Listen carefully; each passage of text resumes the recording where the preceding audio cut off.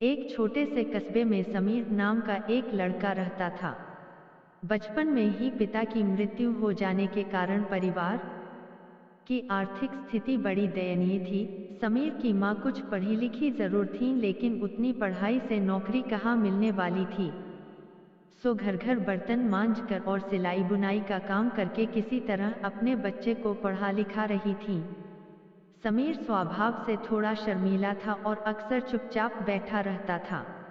एक दिन जब वो स्कूल से लौटा तो उसके हाथ में एक लिफाफा था। उसने माँ को लिफाफा पकड़ाते हुए कहा, माँ, मास्टर साहब ने तुम्हारे लिए ये चिट्ठी भेजी है, जरा देखो तो इसमें क्या लिखा है।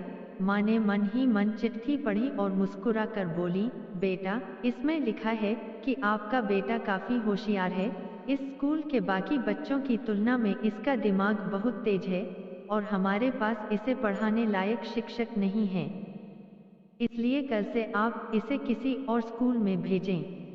यह बात सुनकर समीर को स्कूल न जा सकने का दुख तो हुआ, पर साथ ही उसका मन आत्मविश्वास से भर गया कि वो कुछ खास है और उसकी बुद्धि तीव्र है।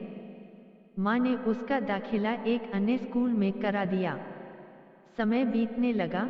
समीर ने खूब मेहनत से पढ़ाई की। आगे चलकर उसने सिविल सर्विसेज परीक्षा भी पास की और IAS ऑफिसर बन गया।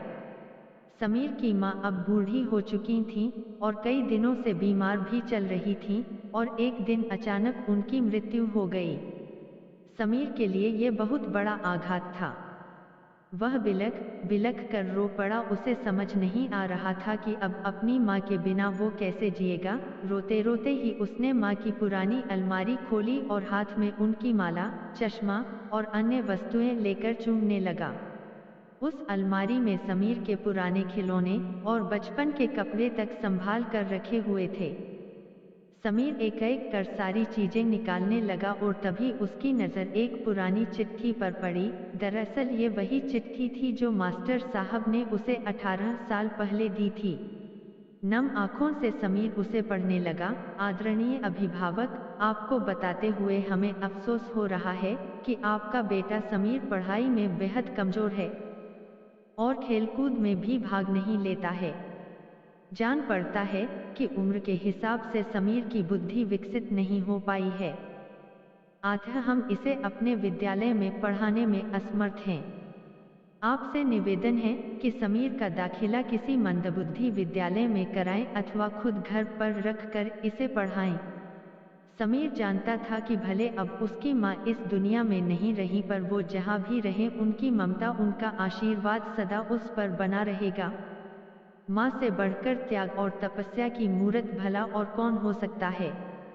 हम पढ़ लिख लें, बड़े होकर कुछ बन जाएं, इसके लिए वो चुपचाप ना जाने कितनी कुर्बानियां देती है, अपनी जरूरतें मारकर हमारे शौक पूरा करती है। यहाँ तक कि संतान बुरा व्यवहार करे तो भी माँ उसका भला ही सोचती है। सचमुच माँ जैसा कोई नहीं हो सकता। दोस्तों, कहानी अच्छी लगी हो तो वीडियो को लाइक, शेयर और चैनल को सब्सक्राइब करें।